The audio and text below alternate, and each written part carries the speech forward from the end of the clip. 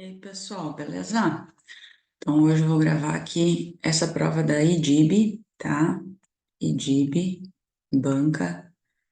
Essa prova aconteceu dia 23 de junho, domingo passado. Hoje é dia 30 de junho, domingo também, tá?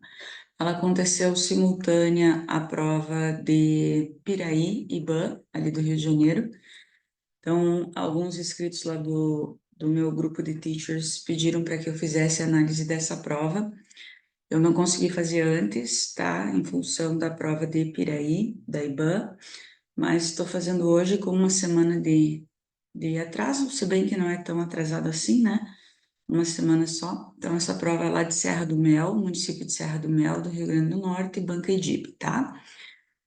Então, só lembrando para vocês que eu estou preparando o curso para professores de inglês aqui de Santa Catarina que vão prestar o concurso da FURB.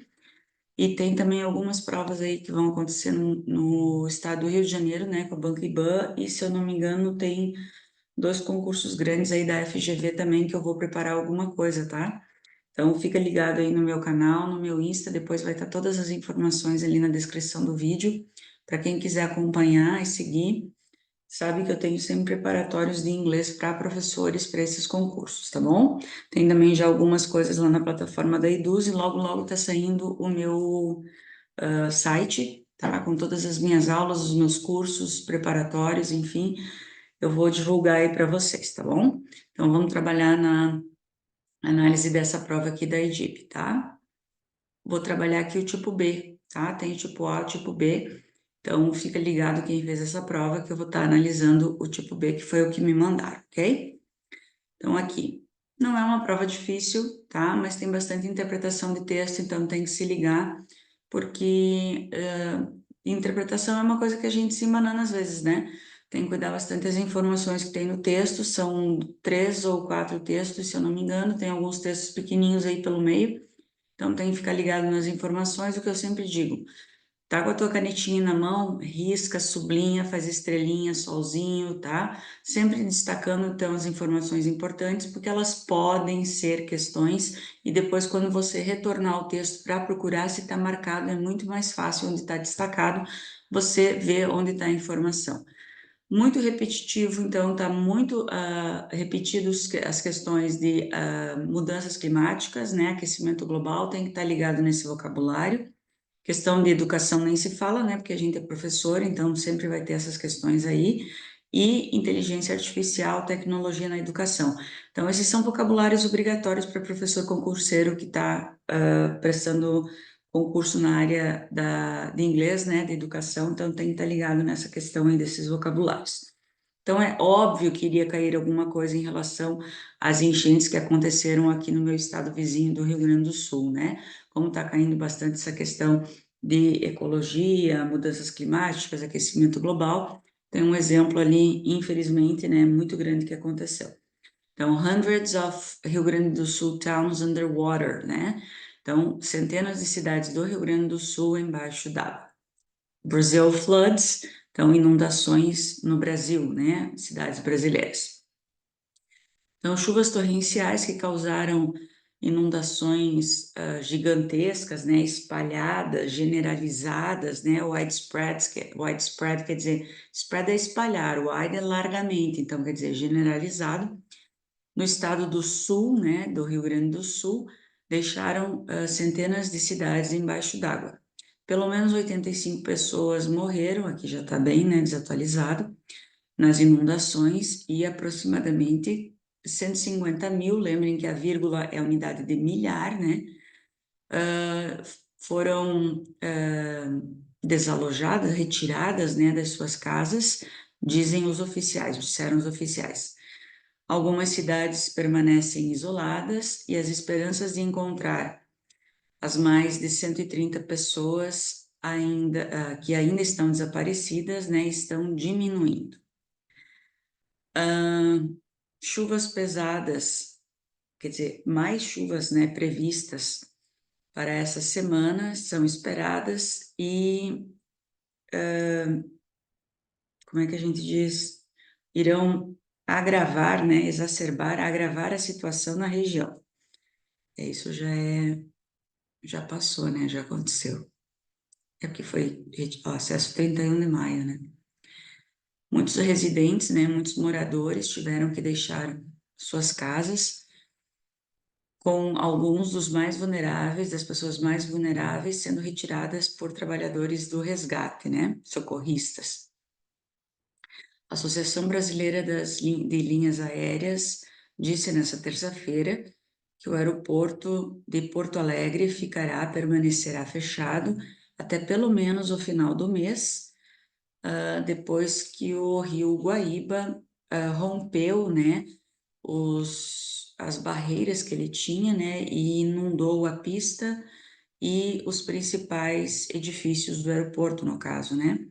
O rio atingiu um recorde de nível de 5,3 metros, aproximadamente 17,4 pés, disseram os oficiais locais. O recorde anterior, alcançado em 1941, era de 4,76 metros. O aeroporto não é a única construção grande, né, o grande edifício que foi fechado em Porto Alegre. A cidade, que abriga aproximadamente 1,5 milhões de pessoas, perdão, na cidade que é o lar, né, de aproximadamente 1,5 milhões de pessoas.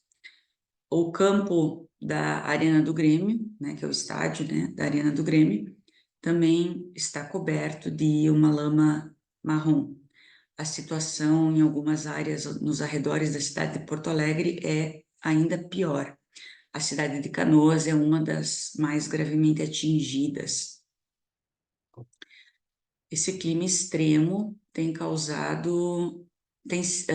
foi causado, né, por uma rara combinação de temperatura acima da média, alta umidade e ventos fortes.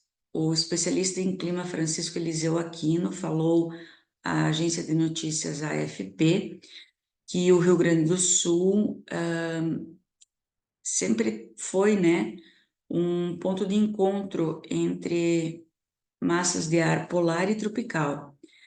Mas ele disse que essas interações têm se intensificado com essas mudanças climáticas. A situação está piorando, né? Então vamos lá para as questões. No terceiro parágrafo, o modal would pode ser substituído por o quê? Bom, o would ele pode ser substituído olhando assim, sem voltar no contexto, né? Ele pode ser substituído por will, depende da situação por might. Por can e must dificilmente. Na verdade, por can e must muito menos, né? Vamos, terceiro parágrafo. 1, 2, 3. The airport in Porto Alegre would remain closed. Ficará fechado. Aqui é com certeza will, né? Porque é uma coisa que vai acontecer.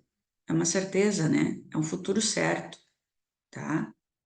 Porque ele tá alagado, tá destruído, né? Não é uma obrigação. O might é uma possibilidade e aqui seria uma habilidade, pode ficar fechado. Não, é um futuro certo, ele ficará fechado, ele permanecerá fechado. Então a única aqui é o will. De acordo com o texto, a combinação de fatores que causou o evento, né, das inundações no Rio Grande do Sul foi uma rara combinação de temperaturas na média, ó, não foi na média, umidade alta e ventos fortes. Aqui a questão, ó, mais altas que a média. Esse dado aqui é muito importante. Não é temperatura média, é temperatura mais alta que a média. Essa falta aqui, ó, da hotter than, é muito importante para que essa alternativa seja certa. Então, aqui não é certa. Extreme weather, climate change, mas aí também poderia ser extreme weather, né? Um ponto de encontro entre as massas tropical e polar. Cara, eu achei essa questão desgraçada. Se você assinalar extreme weather, você pode assinalar climate change também. Eu ficaria com essa daqui.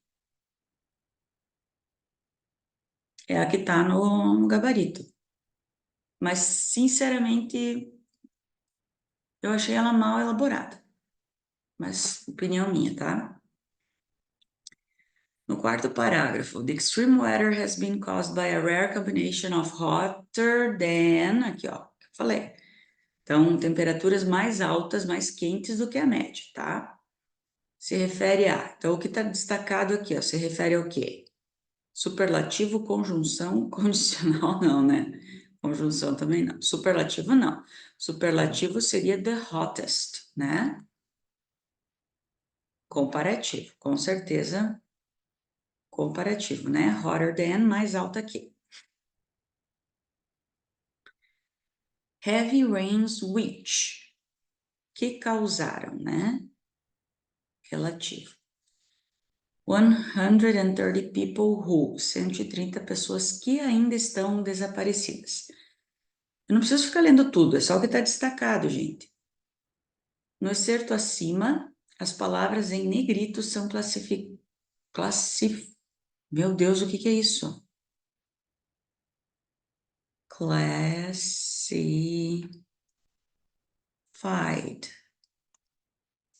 Classificadas como?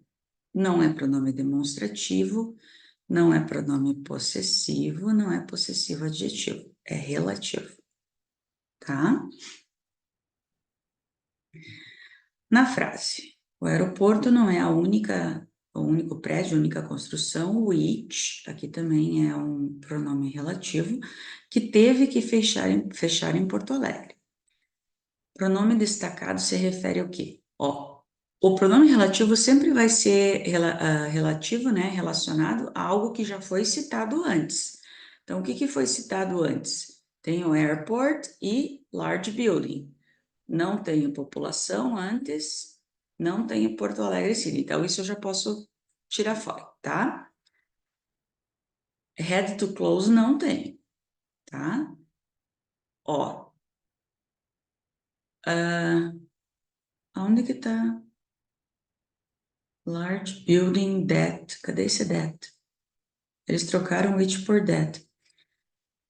O aeroporto não é a única construção que o aeroporto não é.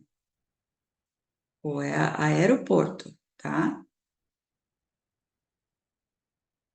A única construção é que teve que fechar. Essa pergunta também foi mal feita porque eles colocaram esse that aqui, ó, para confundir.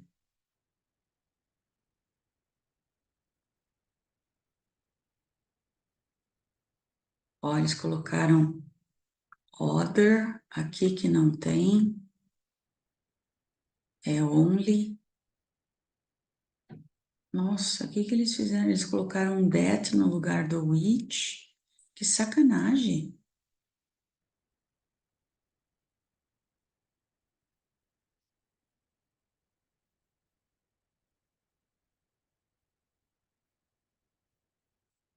The airport is not the only large building.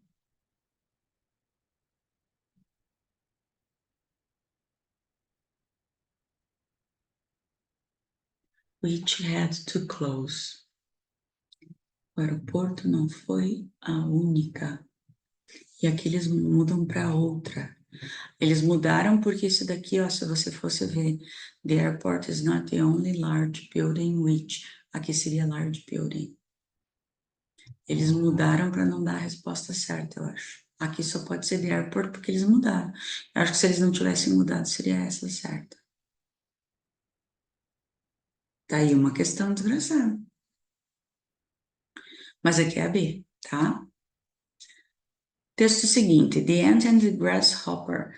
Aqui é aquele clássico conto da formiga e o gafanhoto, tá?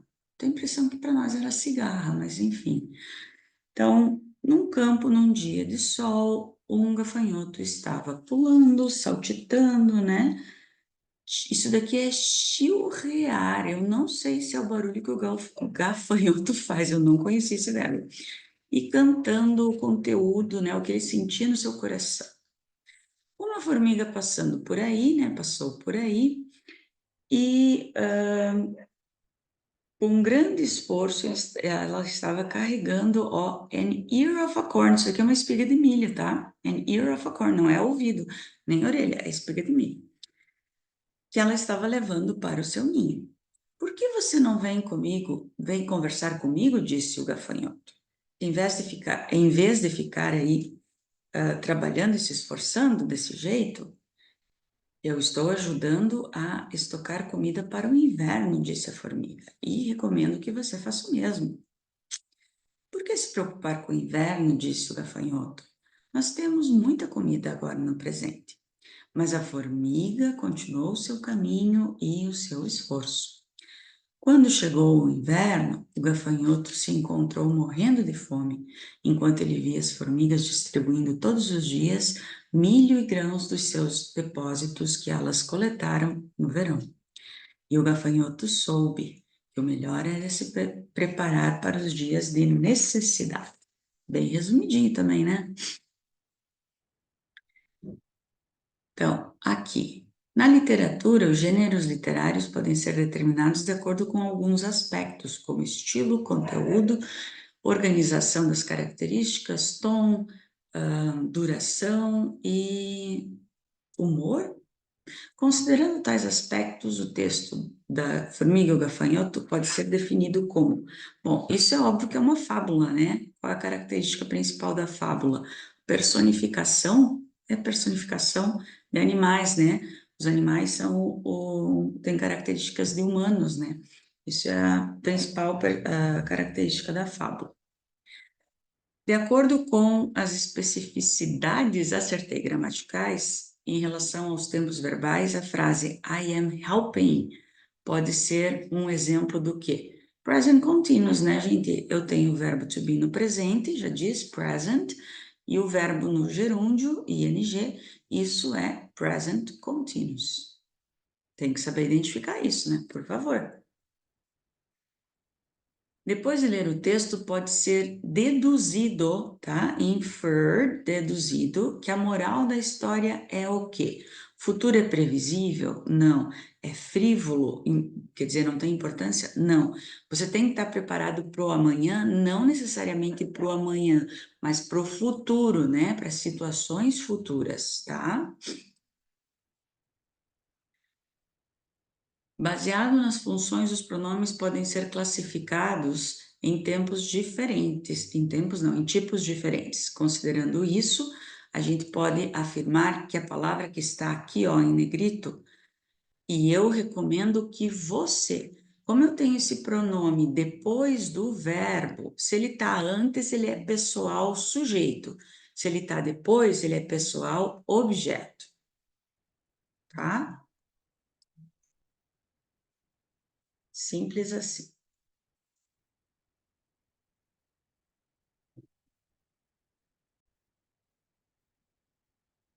Vamos lá, então, próximo texto sobre autismo, né? Então, vamos lá. Autismo. Transtornos do espectro do autismo, então, são um grupo diverso de condições. São caracterizados por algum grau de dificuldade de interação social e comunicação. Outras características são padrões atípicos de atividades e comportamentos, como dificuldade de transição de uma atividade para outra, foco em detalhes e reações incomuns às sensações.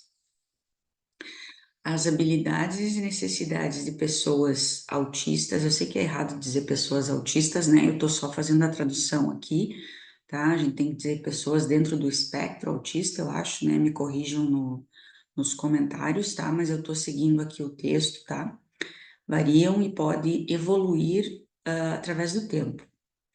Enquanto algumas pessoas com autismo, estou seguindo o texto, novamente falando, tá? Podem viver independentemente, outras têm incapacidades severas e necessitam de cuidado e suporte durante toda a vida. O autismo frequentemente tem um impacto na educação e em oportunidades de emprego. Além disso, as exigências familiares em fornecer cuidado e apoio podem ser significativas. As atitudes sociais e o nível de apoio fornecido pelas autoridades locais e nacional são fatores importantes em determinar a qualidade de vida das pessoas dentro do espectro, né, com autismo. As características do autismo podem ser detectadas precocemente na infância, mas o autismo não é frequentemente diagnosticado até muito tarde.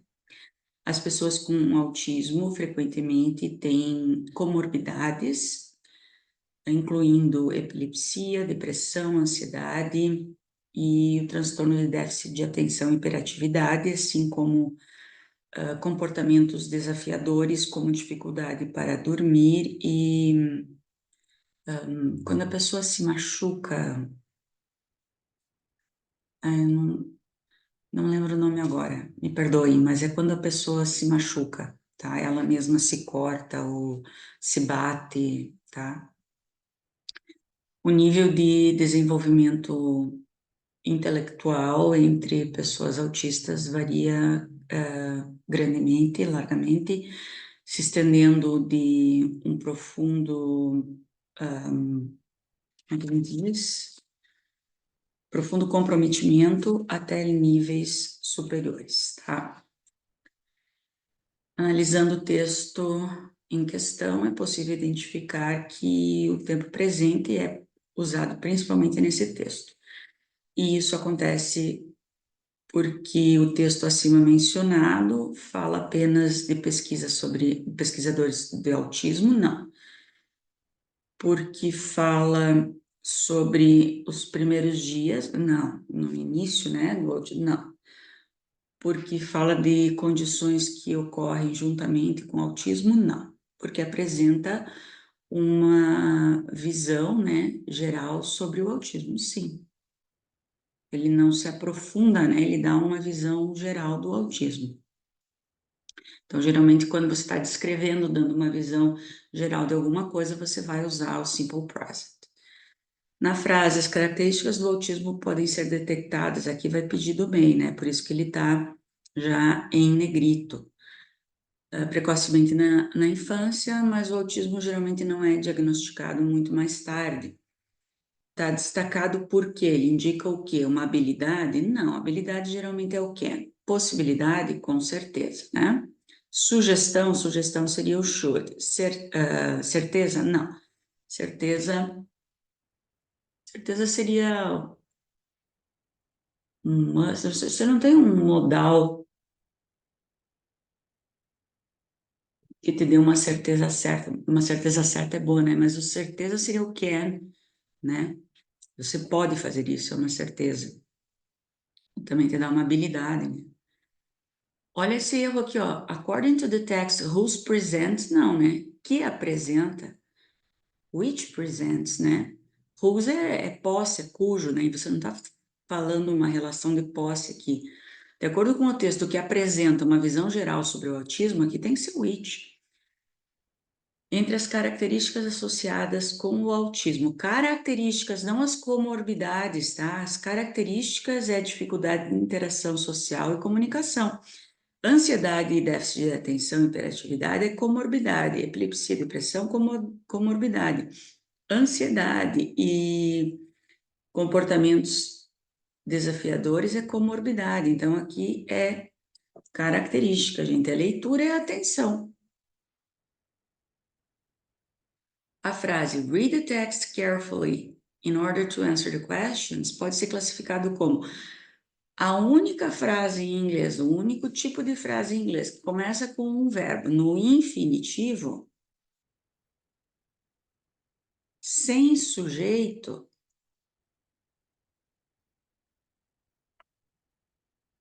é um imperativo, porque você está dando uma ordem, tá? Só existe esse tipo de frase em inglês que vai começar com um verbo dando uma ordem sem sujeito. É um imperativo. Não existe outro tipo de frase que faça isso. Aqui, ó, nós temos um pequeno parágrafo contando uma historinha só para você saber classificar esse pronome. Você nem precisa ler a historinha. Se você vê que isso daqui já está em negrito e você sabe o que que é mine, se você quiser ler só o finalzinho aqui, é o suficiente. They tell me about all their troubles and I tell them about mine. O que que é mine? Mine é um pronome possessivo, tá? Aqui eu tenho um possessivo adjetivo. Por que que é um possessivo adjetivo? Porque ele está acompanhando um substantivo.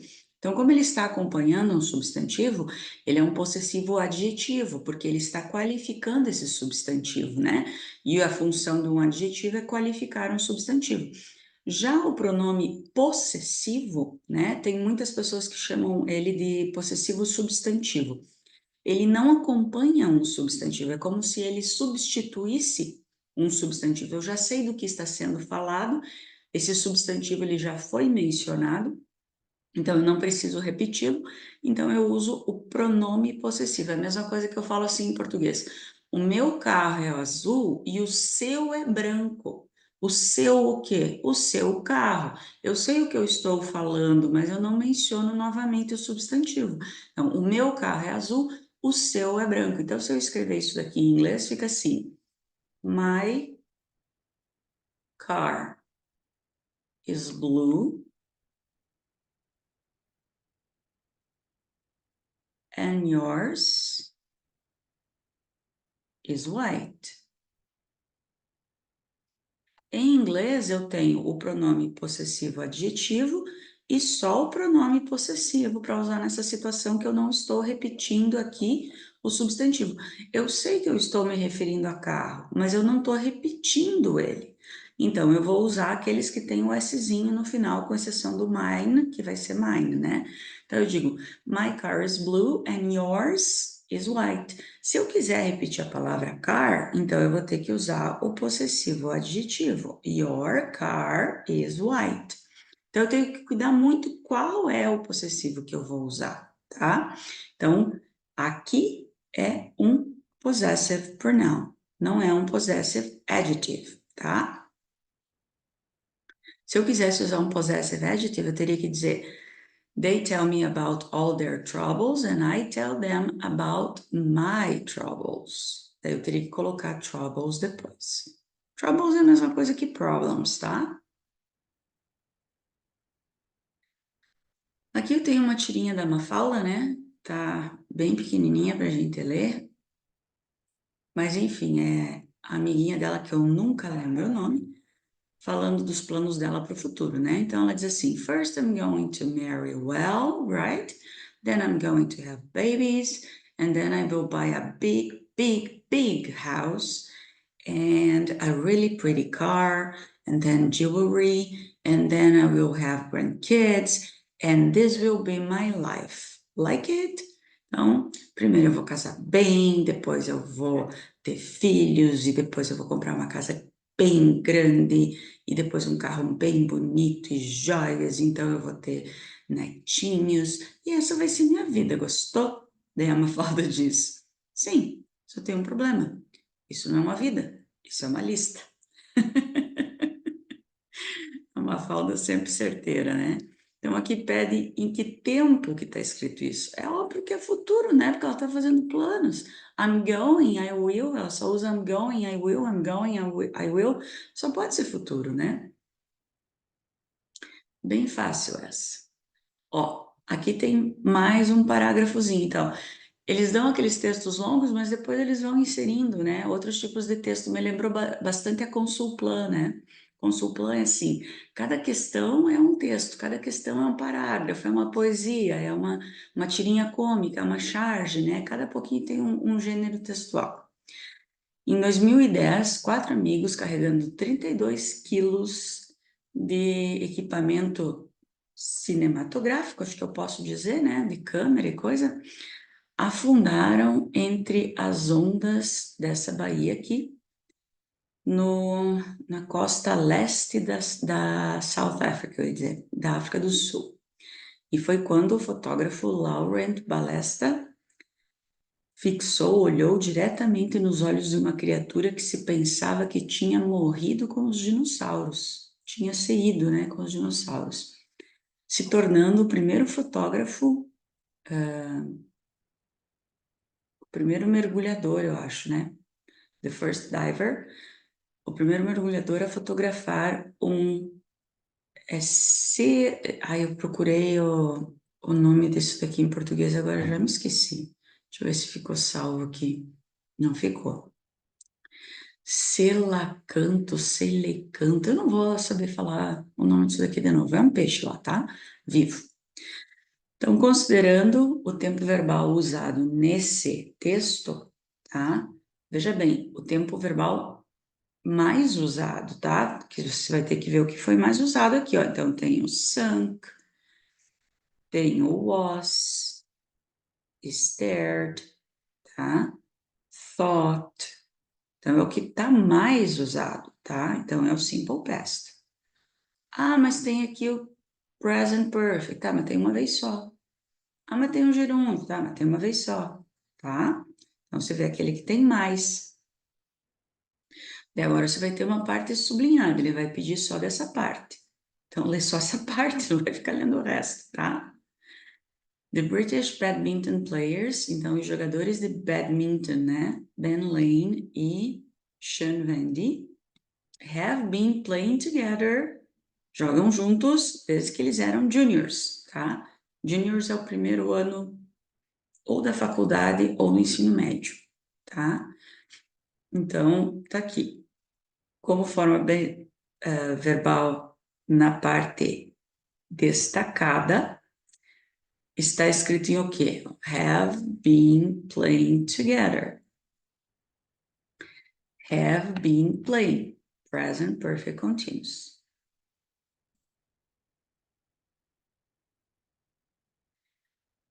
De acordo com o contexto da comic strip lá da Mafalda, olha só.